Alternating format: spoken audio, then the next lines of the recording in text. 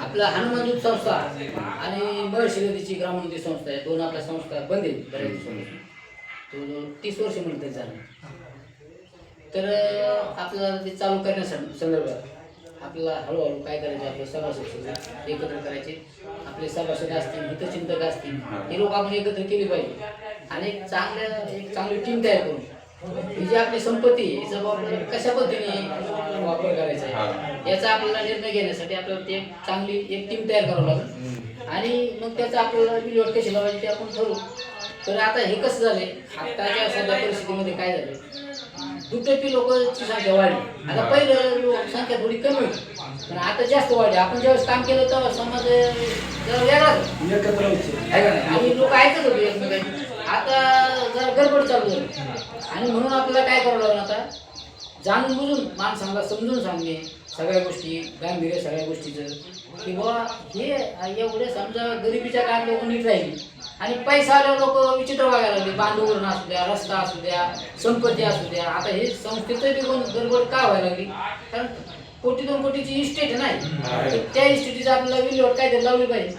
संस्था चालू झाली, उद्या चांगले कार्यकर्ते पुढे आले, तरुण काय आहे ना, समजा जुने काही तरुण काही येऊन जर चांगलं काम उभं राहिलं सार्वजनिक तर ती एक चांगली गोष्ट आहे. आणि नाही राहिलं तर आपल्याला त्याचं काहीतरी विल्हेवाट लावून संस्था चालू करण्यासाठी आपल्याला लगेच नाही चालू होणार. आज आपल्या सभासद चांगली गोळा करणार हे आपली मीटिंग घेणे समजा आता कशी घेते आपण अशी दर रविवारी तुम्ही सकाळ किंवा संध्याकाळी तसे आपले सभासद वाढते असे वाढवून घ्यायचे. आता आपण सकाळचं मीटिंग ठेवलेली आहे. आता काय माणसाचं काय मत होतं संध्याकाळी ठेवा, पण आपण काय करू 4 वाजता नाही ना, 4 वाजता नाही, 8 ते 9 वाजता संध्याकाळी 8 च्या पुढे आपण काय करू, संघटन जसं वाढेल तर सगळ्यांच्या विचाराने कोणत्या वेळ योग्य आहे ते आपण हे करू आणि तशा पद्धतीने ते मीटिंग घेऊन आपण हळूहळू सकाळची ठेवलेली लोक येत सकाळचं 9 ते 10 आणि आता काय होते, आता समजा आपल्याला संसद चालू करायची तर याला काय खर्च देणार, आपल्याला कोणाला सक्ती करायची नाही. जसं मी आता माझ्या मित्राला म्हणलं की तुम्ही असं नका म्हणू की ज्याला योजना चालू झाली आपल्या इकडे जायला तुम्ही नाही दिलं तरी काय नाही.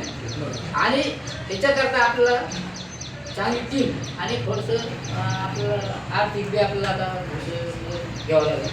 तर जसं जसं लोकांची इच्छा निर्माण होईल आणि चांगली चांगली माणसं पुढे होती, आपल्याला तर काय कोणा टाळायचं नाही, म्हणजे शत्रू मित्र इथं काय ठेवायचं नाही, पण लोकांना ते पटवून दिलं पाहिजे. कारण ह्या परिस्थितीत आपल्याला याचा जर चांगला वापर करता आला एक चांगलं एक काम होऊ शकतं. आपल्याला पहिले जे आहे ना हे सगळं ऋण करून घ्यायला लागेल. मग त्यासाठी आपल्याला पैसे पाहिजे, त्यासाठी कार्यकर्ते पाहिजे, कार्यकर्ते पाहिजे, हेल्पर व्हायला लागणार नाही, वेळ काढून एका चक्रात काम होणार नाही. ते सगळी खर्चाची बाजू येईल, ते एवढं सोपं नाही. तेवढा वेळ बी दिला पाहिजे, एवढं